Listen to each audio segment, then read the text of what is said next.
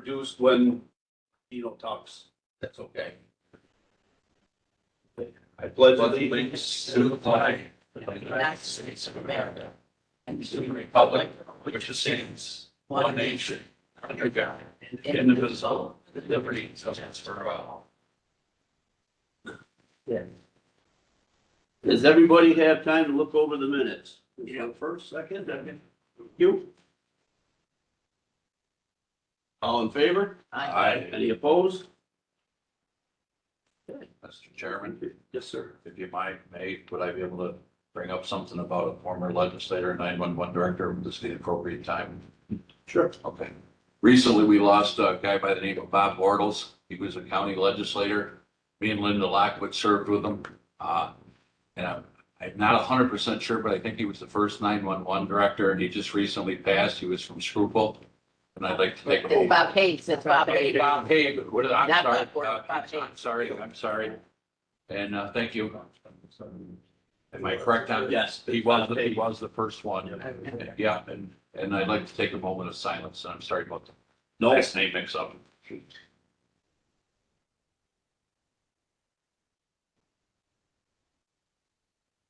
Thank you. Thank you, everybody. Bortles was from Schuylkill too. Yes, So I'm that's sorry. everything. Yep. Well, you threw me off with the name. Hey. Yeah.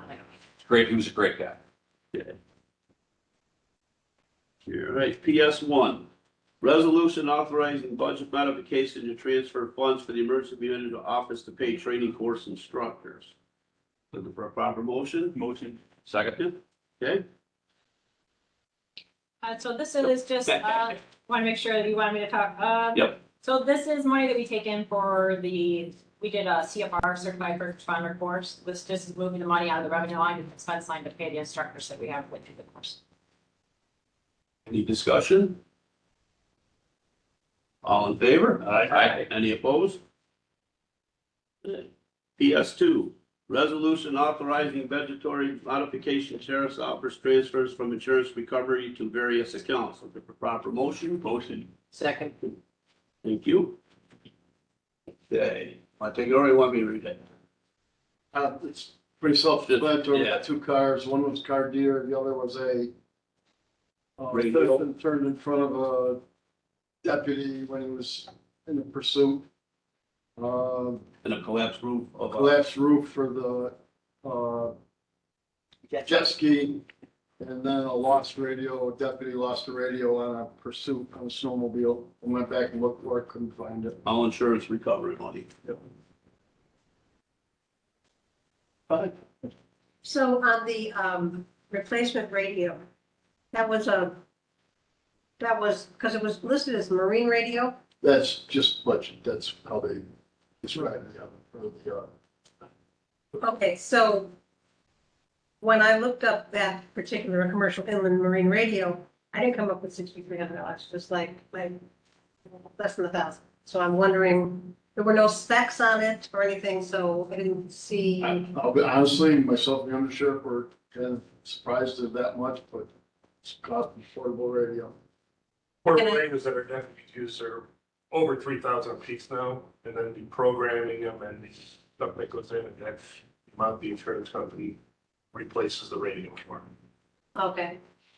And on the snowmobile, was that our insurance that was paying for this, or was it the? Those are deputy, the roof collapsed, so it was. Yes, I understand, but is It the was the business's insurance. business's insurance is paying for the jet ski? Okay, and then okay. Placements.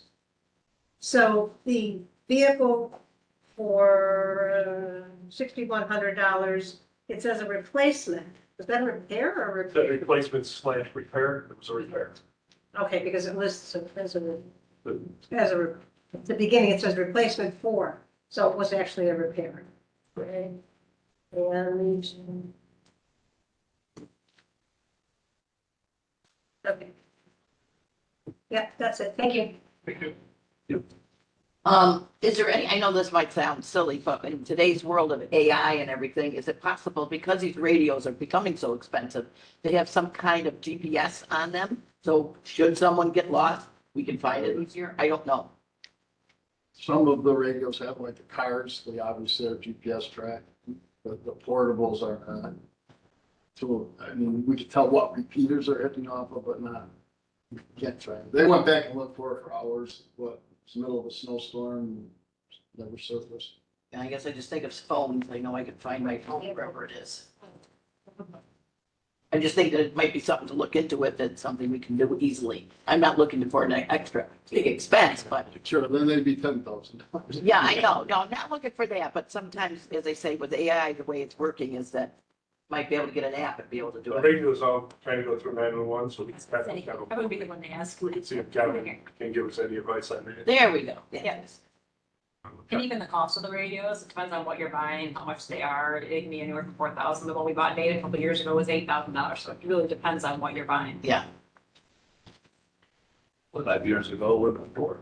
I think so, absolutely. Any, Bill, Lee? Yes, couple of questions. Where do we get these radios repaired? Where are we buying them? Are we getting them from United Radio or? It's a catch question too. Isn't that kind of We like- get it from 911 for Yep. our office, but I believe he buys them off state contract. Yeah. Yeah, and he's got people that do programming in-house for them. And then, a couple of questions on the jet ski. How many jet skis does, the county have in the sheriff's department? Do we know? Well, right now, one, until we replace that one. We only have one jet ski, Well, normally we have two. so we have one working and then one. And is this one total? Do we know if it's Yes, total? it's Okay. total. And where was it stored? And, forget the name, but now it used to be Maddie's, it's called Maddie's now. We paid to store it somewhere or? No, it was there for repair. Oh, so their insurance, That's right. their insurance is covering it? Yes. Okay, thank you. Any further questions? Okay. All in favor? Aye. Any opposed? Motion carries. Good. Dave? He's not here, he's on vacation, but I'll, report about that. He's on vacation.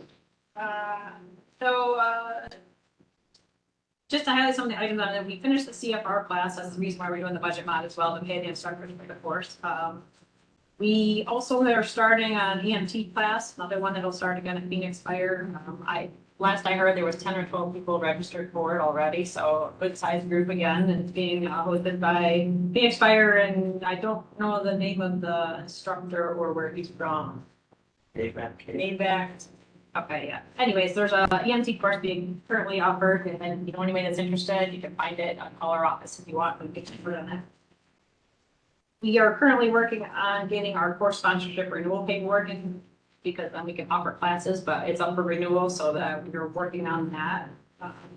Also, we are working on, we got the information from the state on the guidelines on that comprehensive emergency medical plan. So we are working to set up a meeting with 911, fire, and ourselves to figure out what pieces and parts we need to add to that to make sure that we can put that plan together. It might involve some law enforcement, but we'll see. And other than that, our office, including EMS and law and fire, is all part of these summer event planning initiatives like the Granby Balloon Fest. So we're providing some insight into that on the planning piece on that. Paddle Fest, Super Dirt Week, and of course Harbor Fest. So we'll know piece of all of those. And that, if you have any other questions relating to EMS that we want to get answers from, if I don't know, I can stay connecting. Are you doing all three? One question, the state say we did the radiological thing, A-okay?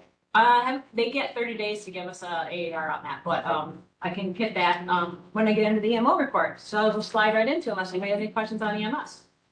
What's okay for EMO? In addition to that, I'll add that piece that Mel just talked about is we had our state evaluated, flume exercise, last month with a lot of participation partner agencies. Appreciate Mel, playing for that. We had a lot of different people in different positions that never played before. Tyler played the lead in our office, and Mel played the chief elected official. And Shane Moss, who's not here, but he played the EOC manager. So it's a great opportunity for us to get a lot of bench strength and have people in different positions. So I got to observe a lot of it. So it was nice for me to be able to wander through the facilities during that. Haven't heard anything bad about it yet, but they do have a little bit before the after action, but I thought it went very well. I thought we did well. It was fascinating. It was a great response. I mean, it was one of my best educational experiences, and I get to understand everything that goes on there. And I appreciate the feedback you gave us. We do have some responses for all that piece, but I'll get that to you. Yeah, I'm trying to think. That's okay, that's okay. It was just thoughts. Yeah, absolutely. We appreciate that because you're an outsider looking in at our plan that we just were molded to do and, you know, we think about different things. So appreciate that. So that's one thing we're working at. Next year, we have a huge exercise on hostile action-based exercise, which is going to involve heavy law enforcement for that one. So that one has got a little more pieces and parts to it. So that one takes a little more planning effort. So there'll be workshops and tabletops and planning. So that's a level piece for us. A lot with that, but. Yeah. What we are looking to do is this year, while we have the opportunity, we're going to do a post plume exercise. It's going to be a tabletop exercise. So we do these exercises every year. We stop once we get to a general emergency and we make the decisions. But what happens after that, right? So we're going to do an extension of that exercise we just did and talk about all the activities that are involved and what happens once the incident is over and they've stopped the radiological release. What all our planning pieces and parts are from there. So then there, so we're going to do something like that. So if anybody's interested in potentially observing that piece, something that we're have to do some type of training or tabletopping every 2 years now. It's a requirement for FEMA. So this isn't being evaluated. It's kind of self-evaluation, but there's different people in different parts. Like Brian Willis played the role of law enforcement. He's not there now. So there's just some different people in different places that we need to make sure that they would know what we would do for that piece of that. So that's something we're working on as well. So always something working. We've had an opportunity to work with the health department on a couple initiatives. We're creating a tabletop exercise for them for infectious disease. They'd like to evaluate their plans. So the new person we have in our department is specifically designed for that. So he's creating something for them. What else we got? Tyler, we've had the board of elections last week in regards to, or it might have been 2 weeks ago. Time's flying. They just like to reach out to us before they have any type of elections, just to make sure that they have their pieces and parts in place and they need a generator if they need to support something like that. So I'm glad that they did reach out for that. Weather briefing. Yeah, weather briefings. The other piece is we on weekly calls with New York State Office of Emergency Management for special events. So between the FIFA World Cup and the 250th anniversary, just getting a pulse on things that are going on in the state that might overwhelm the local resources. There's larger event parties and stuff like that. So, and we've had some reach out to some of the agencies for AED training. There's AEDs in every county building, but Nate's been going around some of the buildings and offering some training on where it is, how to use it, and what you would do. So glad that there's some people reaching out for that. We got our first SHSP, Homeland Security grant funding. It was significantly reduced, which we knew if we were going to get it, it was going to be reduced. That being said, our applications due this week. So we've got a couple projects in from the law enforcement agencies in the county. So there's a law enforcement piece we have to meet, but we expect there to be a SHSP 26, but no indication yet if that's going to be or how much that would be. So appreciate funding, even though we weren't expecting it. So that's about all I have. So we'll be bringing that one probably in the fall for approval.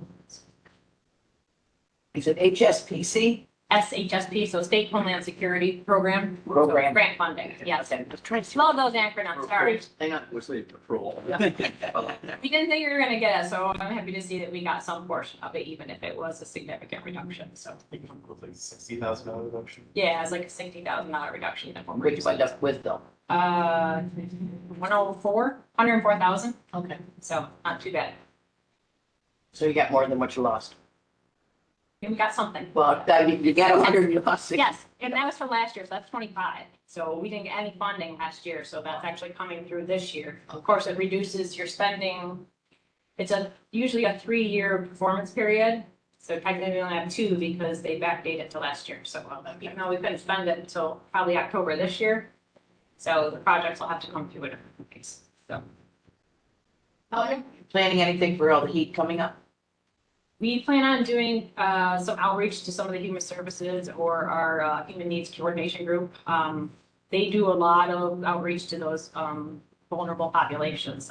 We're going to track the weather. I'm more concerned about power outages than anything, extended period power outages, because you've got like the potential of trying to make some type of planning effort. But just trying to share what our human needs groups are doing. Like Health does a great job. They've got their cooling centers on their website that are available. We were looking into a couple other human needs, special needs, capabilities, but I don't have anything to share yet because we're waiting for some response back from a few of those agencies, like Catholic Charities or OCO have a lot of programs that reach out to those vulnerable populations, like the homeless and stuff like that, just to try to get a better idea of where they could go. And last year we partnered with the health department to build a community messaging toolkit that's on their website surrounding severe weather. Extreme heat is one of them. So we have like graphics and captions that different organizations can go and take and share on their social media or whatever messaging platforms they use. Really, the biggest thing is like we just need people to be informed about the risks, especially because this is a longer duration heat event and it's not going to cool off overnight like it normally does. People aren't going to have the relief. And then we'll probably start to see some more impacts days 3, 4, 5 of that. So Just as a holiday weekend. keeping people informed is More the people are biggest. off. Yeah. So in OSD does a really great, Office for the Aging does a really great job with outreach to the older population. I suppose Their too, platforms. the Meals on Wheels people that are going to a lot of these people, they can kind of gauge, there's no air conditioning in person. Some of the projects that we had, the project that we put in through the DEC grant that you guys approved in last month, some of those things we were hoping to have that in place, like misting bans and stuff like that. We don't have that because we haven't been able to spend the money yet, but we're working on that. Of course, it doesn't come when you need it, right? No, So no. we're working on some of those things to have available, so. Thank you. Do you have anything for Shane? Because there's nothing in here. Here you go. He's busy? No, I didn't know if he gave you anything since He he's did. doing the I rest. know Kevin said that he didn't have anything and he talked to you. I didn't know Shane was gonna be here today, but he might be tied up. He was helping with we got a last minute We did. delivery of some equipment that nobody was expecting, came a month early. Yeah, So from he the was state. helping to offload that. That's one of those equipment that we're storing and started to speed that up. That's so much room to store. Right, that's it. Done with that. Mr. Kateri, you review. Let's stand for this. How you doing? Anthony DiMartino, District Attorney. First and foremost, some time ago, last year and this year, this committee was one, as well as the full legislature, approved certain law clerks for my office. They commenced their jobs as clerks at my office on May 18th of this year. And I think it's a duty of mine to introduce them to the committee that allowed for them to come work in my office and do the work of the district attorney's office. So I'm going to go by seniority first because I'm going to go with Amelia. Stand up. Amelia, I'm going to probably butcher your last name, Titus. Today's. Amelia has already completed 2 years of law school at Syracuse Law School. So next year, she's going into her 3rd year, which means next summer at this time, she'll be studying for the New York State Bar exam. Amelia, again, is at the Syracuse University Law School. She commenced her law clerkship in my office on May 18th, 2026. We expect her to be around until about the middle of August of 2026. My second introduction is for Holly McCarty. She has completed 1st year of law school at the University of Alabama. Holly is, however, a resident of Oswego County. She completed work through she previously worked as an intern at the Oswego County District Attorney's Office prior to my administration. She's with New Visions program, was graduate of New Visions program. She completed her 1st year of law school at the University of Alabama. She started her clerkship also on May 18th, 2026. Last but not least, Haley Callahan. She completed her 1st year of law school at the Syracuse University College of Law. She'll be going into her 2nd year of law school next year at Syracuse University College of Law. She commenced her her clerkship at my office on May 18th, 2026. And she'll be going into her 2nd year of law school. So similar to Holly. A few things. A few things about our law clerks. They get a unique experience at our office because they're doing the work of an assistant district attorney, but for the fact that they can't go to court. But they're doing all sorts of pleadings, they're doing our discovery, they are helping us immensely. Our certificates of compliance, all the things that we need to do as district attorneys or assistant district attorneys to complete our obligations that the New York State legislators put on us. I can't tell you how much immensely they help our office for just being here the 2.5, 3 months in the summer. And we want to thank, I want to introduce each one of them because they're fine, outstanding law students and going to be hopefully working again in our system, hopefully with the district attorney's office.